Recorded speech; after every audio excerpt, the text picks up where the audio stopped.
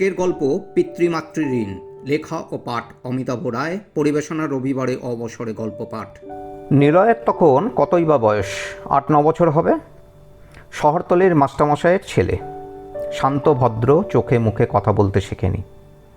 বাবা সুজয়বাবুও এক ছেলে হলে কী হবে, তার 4 বোনের বিয়ে দিয়েছেন। মাথা গোজার মতন 2টো শোবার ঘর করেছেন, একটাতে মাকে রেখেছেন। অবশ্য কয়েক বছরের মধ্যেই নিলয়ের ঠাকুমা বয়সজনিত কারণে মারা গেলেন। পিসিরা সবাই হাজির। তারা এটা মায়ের বাড়ি ধরে নিয়েই চতুর্থী শ্রাদ্ধের পর ঘুরিয়ে ফিরিয়ে বাড়ির ভাগ চেয়ে বসল। দূরদর্শী সুজয়বাবু শুধু নিজের পয়সা বলে নয়, ভবিষ্যতের কথা ভেবেই বাড়িটা নিজের নামে করেছিলেন। দাদার অনুগামী বলে 2 বোন শ্রাদ্ধ পর্যন্ত থেকে গেল, কিন্তু অন্য 2 বোন অজুহাত দিয়ে চলে গেল। সুজয়বাবুর স্ত্রী বেলাদেবীর স্বামীর শিক্ষার ওপর অগাধ আস্থা, তাই ওনার হ্যাঁতে হ্যাঁ মেলান। দেখতে দেখতে সব মিটে গেলে নিলয়ের উপলব্ধি হলো ওদের 3 জনের আরেকটা ঘর ভাল্ল। বন্ধু সুনীল, তপন, রাজেশদের বাড়ির মতোই ওদেরও 2টো ঘর হলো। হঠাৎ যেন মানসিকভাবে বড়লোক হয়ে গেল। এইভাবে আরও একটা বছর কেটে গেল। হঠাৎ একদিন সুজয়বাবু গরমের ছুটির সময়ের কয়েকটা দিনের জন্য বেড়াতে যাবার ট্রেনের টিকিট কেটে আনলেন। জীবনে এই প্রথম মামাবাড়ি ছাড়া বেড়াতে যাওয়ার সুযোগ এলো। নিলয় ঠাকুমার প্রতি আরও দুর্বল হয়ে পড়ল। ঠাকুমা মারা যেতেই ওরা যেন অনেক বড় লোক হয়ে গেল। কিন্তু বন্ধুদের বেড়াতে যাবার কথাটা যতক্ষণ না বলতে পারছিল, ততক্ষণ পেটের ভেতর যেন কথাগুলো বদহজম হয়ে বসেছিল। নির্দিষ্ট দিনে ট্রেন ছাড়ল। জামাকাপড় ভরা 2টো সুটকেস তালা চেন দিয়ে সিটের তলায় আটকানো। নিলয়ের ওপরের বার্থে সিট পড়েছে, তবে রাতের আগেই তো নেমে যাবে। ও নিচের সিটে একবার এই জানালা তো আরেকবার ও জানালা দিয়ে বাইরের পৃথিবীটা গিলে ফেলতে চাইছে। এতদিন জেনেছিল ঠাকুমা গেছেন গয়াকাশি ডুগডুগি বাজাই। ট্রেনে উঠে শুনল ওরা ঠাকুমার জন্যই গয়াকাশি যাচ্ছে। ওখানে ঠাকুমার উদ্দেশ্যে বাবা পিণ্ডদান করবেন। পিণ্ডদান সম্পর্কে অভিজ্ঞতা গত 1 বছরে 2বার হয়ে গেছে। সন্ধে নামতেই বাইরের দৃশ্য দেখা থেকে বিরত হতে হলো। বেড়াতে যেতে পারছে, এটাই খুব মজার ব্যাপার, কিন্তু মনের মধ্যে অনেক প্রশ্নের আলোড়ন চলছে। বাড়ির পরে অন্য কোনো স্থানে আবার কেন পিণ্ডদান করতে হবে, কেন গয়াতেই যেতে হবে এই পিণ্ডদান করতে? মায়ের কাছে এই প্রশ্নগুলো করল, কিন্তু উত্তরে নিশ্চিত হতে পারল না। স্কুলে যেমন প্রশ্নের উত্তর মাস্টারমশাই দেন, বলার আগে একটু মুচকি হাসিতেই নিশ্চয়তা বোধটা অনুভব হয়। বাবা বললেন, এই পুণ্যক্ষেত্রে যে স্নান করে যজ্ঞ, শ্রাদ্ধ, পিণ্ডদানাদি করে সে ব্রহ্মলোকে ঠাঁই পায়। তাকে কখনো নরক যন্ত্রণা ভোগ করতে হয় না। বিশ্বাস করা হয় গয়ার ফুল্গু নদীর তীরে পিণ্ডদান করলে পিতৃপুরুষেরা অসীম মুক্তি পান এবং বংশধরেরা পিতৃঋণ থেকে মুক্ত হন। উল্টো দিকের সিটে বসা লোকজনদের সাথে এদিক ওদিক কয়েকজন লোক এসে দাঁড়িয়ে দাঁড়িয়ে শুনছিল। সুজয়বাবু বারবার হাতঘড়িটা দেখছিলেন আর স্টেশনের আলোতে তার নামটা পড়ছিলেন। বুঝেছিলেন ট্রেন 1 ঘন্টা দেরিতে চলছে। একটু উদ্বিগ্ন মন নিয়েই আবার বলতে লাগলেন, আগে শোনো এই গয়া জায়গাটার উৎপত্তি ও তার মাহাত্ম্য। পুরাকালে গয়া নামে এক অসুর ছিল। সে প্রবল শক্তি ধরত। সে কঠোর তপস্যায় বসল। তার তপস্যায় স্বর্গ মর্ত্য পাতাল কেঁপে উঠল। দেবতাদের তখন থরহরিকম্প অবস্থা। কি করবেন দিশা না পেয়ে সকলে শ্রীহরির শরণ নিলেন। তারা সবিস্তারে গয়াসুরের তপস্যার কথা জানালেন। ওই অসুর তপস্যায় সিদ্ধিলাভ করলে স্বর্গ থেকে সকলকে বিদায় নিতে হবে। শ্রীহরি দেবতাদের আশ্বস্ত করে বললেন, তোমরা শান্ত হও। তপস্যার বলে ও দেহ ছেড়ে শিবধামে গমন করবে। ওকে নাশ করার চেষ্টা করো না। দেবতারা বললেন, গয়া যদি শিবত্ব লাভ করে তাহলেও সৃষ্টির বিনাশ হবে না, কিন্তু অসুর যদি নিধন না হয় তাহলে সৃষ্টি ধ্বংস হবে, তাই বলছি ওকে বিনাশ করুন প্রভু। বেশ তাই হবে। শ্রী বিষ্ণুর কাছ থেকে আশ্বাস পেয়ে দেবতারা ফিরে গেলেন যে যার আলোয়। গয়াসুর ছিল শিবভক্ত। ক্ষীরোদ সাগরে গেল ফুল আনতে, শিবের চরণে তা নিবেদন করবে। ফুল নিয়ে ফিরে আসার সময় স্বয়ং বিষ্ণু তার ওপর মায়া বিস্তার করলেন। বিষ্ণুর মায়ায় প্রভাবে গয়াসুর অচৈতন্য হয়ে সেখানে পড়ে গেল। এ সুযোগ শ্রীহরি নষ্ট করলেন না, গদা দিয়ে আঘাত করলেন তার মাথায়। গয়াসুরের মৃত্যু হল। তার পবিত্র দেহ দ্বারা আবৃত ভূমি প্রায় 10 মাইল, পৃথিবীর সবচেয়ে পবিত্র স্থান, বর্তমানে গয়া শহরের পাথুরে পাহাড়ের আকারে বিস্তৃত বলে বিশ্বাস করা হয়। সুজয়বাবু একটু দীর্ঘশ্বাস নিলেন আর ফ্লাস্ক থেকে চা নিয়ে দুটো চুমুক দিয়ে বলা শুরু করলেন। সেই গয়াক্ষেত্র হলো তীর্থস্থান। ব্রহ্মা সেখানে যজ্ঞের আয়োজন করলেন। অনেক ব্রাহ্মণ এলেন পৌরোহিত্য করার জন্য। ব্রহ্মা সহর্ষে ওই তীর্থভূমি ব্রাহ্মণদের দান করলেন। ব্রাহ্মণেরা ছিল অত্যন্ত লোভী। তারা যজ্ঞের সমস্ত উপকরণ গ্রহণ করে সেইখানেই নদীর তীরে বাস করতে শুরু করলেন। ব্রহ্মা ব্রাহ্মণদের প্রতি রুষ্ট হলেন। তিনি তাদের উদ্দেশ্যে অভিশাপ বর্ষণ করলেন, তোমাদের 3 পুরুষের অর্জিত বিদ্যা ও ধন সব নষ্ট হবে। এই পাষাণ পর্বত আর এই নদী হবে আজ থেকে তোমাদের একমাত্র সহায়। ব্রাহ্মণগণ এমন অভিশাপ শুনে কান্নায় ভেঙে পড়লেন। তারা তখন ব্রহ্মাকে প্রসন্ন করার জন্য তার স্তব করতে লাগলেন। ব্রহ্মা তখন সদয় হলেন, বললেন, এই শাপ থেকে মুক্ত হওয়ার একটা উপায় আছে।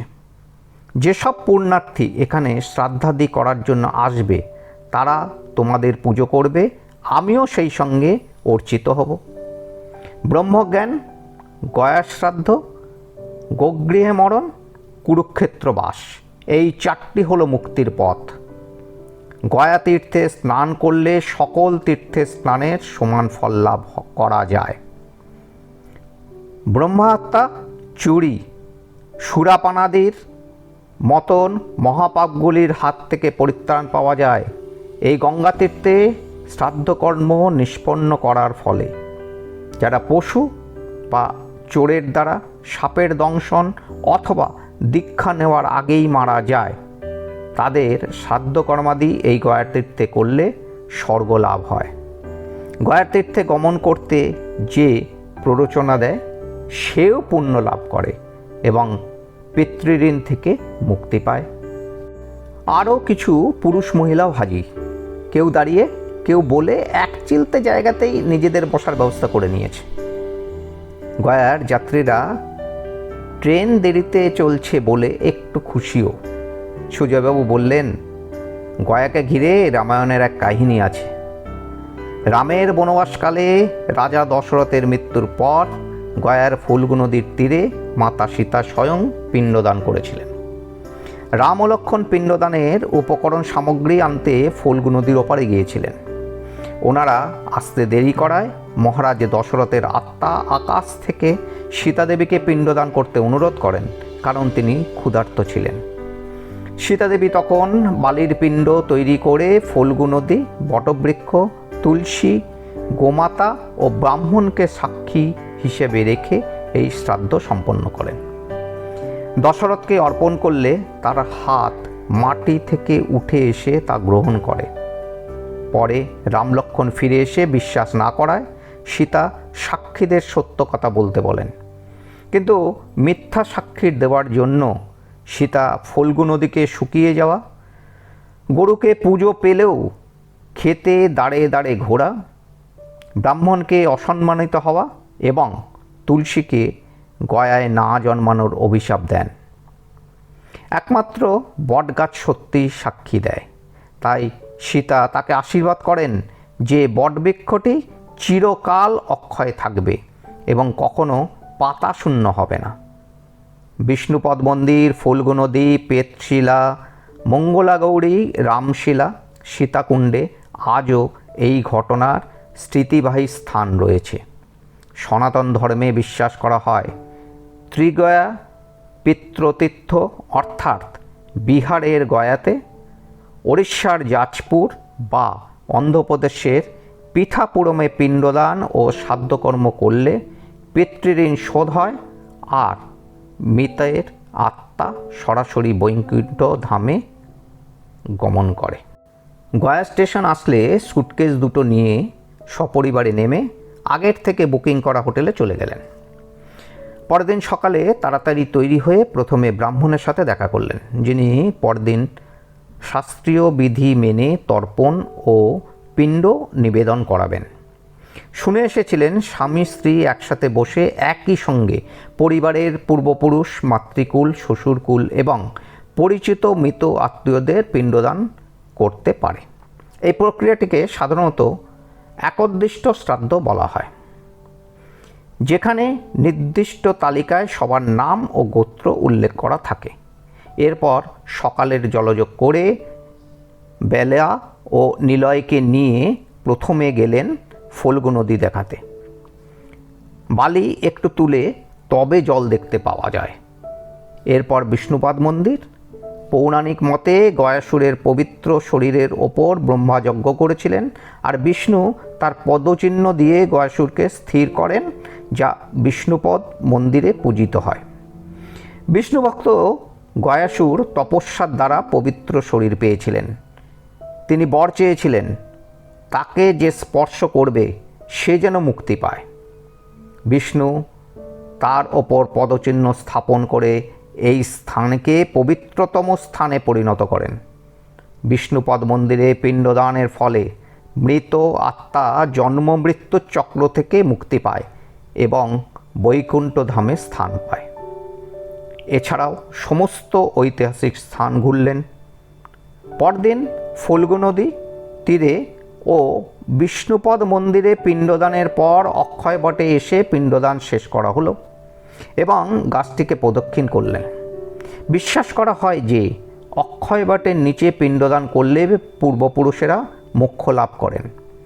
পিণ্ডদান করলে পিতৃপুরুষেরা অসীম মুক্তি পান এবং বংশধরেরা পিতৃঋণ থেকে মুক্ত হন। নিলয়ের শিশু মনে অনেক প্রশ্ন জেগেছিল, কিন্তু হঠাৎ যেন বড় হয়ে যাওয়া হাবভাব নিয়ে বাবা মায়ের কাছ থেকে কোনো উত্তর চায়নি। নিলয় জীবনে আরও 50টা বছর কাটিয়ে ফেলেছে। বাবা মা গত হয়েছেন, নিজেরা কি কষ্ট করে নিলয়কে মানুষ করেছেন আজ হৃদয় দিয়ে উপলব্ধি করছে। নিজের 27 বছরের ছেলে বিদেশ থেকে মাঝরাতে উঠে 6বার ফোন করে ফেলেছে। কলকাতা থেকে গয়া এয়ারপোর্ট হয়ে সামনেই পাঁচতারা হোটেলে উঠতেই এখন বিশ্রাম নেওয়ার অনুরোধ করেছে আদেশের মতন গম্ভীর গলায়। ফোন করেই সব ব্যবস্থা করে রেখেছে যাতে নিলয় এবং তার স্ত্রী তাদের বাবা মা এবং পূর্বপুরুষদের উদ্দেশ্যে পিণ্ডদান করতে পারে সহজ ও নিখুঁতভাবে। বিশ্রামের পর বিকেলবেলায় সেই সময়ের শিশু মনের প্রশ্ন এখন পরিণত বোধে ফোনেই করেছে। শুনেছি সনাতন বা হিন্দু শাস্ত্র মতে পিতৃমাতৃঋণ থেকে মুক্তি পাওয়ার প্রধান উপায় হল জীবিত অবস্থায় বাবা মায়ের সেবা করা এবং মৃত্যুর পর গয়ায় শ্রাদ্ধ, তর্পণ বা পিণ্ডদান করা, কারণ তাদের সন্তুষ্টি শ্রেষ্ঠ পুণ্য। বৌদ্ধ ধর্ম মতে মাতা পিতাকে সৎ ধর্মে প্রতিষ্ঠিত করা, সুশীলে দীক্ষিত করা এবং কৃপণ মাতা পিতাকে দানে উৎসাহিত করার মাধ্যমে তাদের ঋণ থেকে মুক্ত হওয়া সম্ভব। গয়ায় পিণ্ডদান করলে 14 বা 21 পুরুষ পর্যন্ত পিতৃপুরুষের উদ্ধার হয়। সব পিতৃপুরুষদের মুক্ত করতে তোমরা যাচ্ছ, সেটা মেনে নেওয়া যায়, কিন্তু পিতৃমাতৃঋণ থেকে মুক্ত হওয়া কোনোদিনই কি সম্ভব? আমাকে ভবিষ্যতে কোনো দিন যেতে হলে পূর্বপুরুষদের আত্মার মুক্তির জন্য যাব, কিন্তু পিতৃমাতৃঋণ শোধের অবাস্তবতার কোনো কর্মের বৃথা চেষ্টা করব না। নিলয় বুঝল ছেলে বয়সের থেকে অনেক বড় হয়ে গেছে, আর ছেলে প্রলয় বুঝল মোবাইলের টাওয়ারের কোনো দুর্বলতা নয়, বাবা মায়ের গলা বুঝে এসেছে।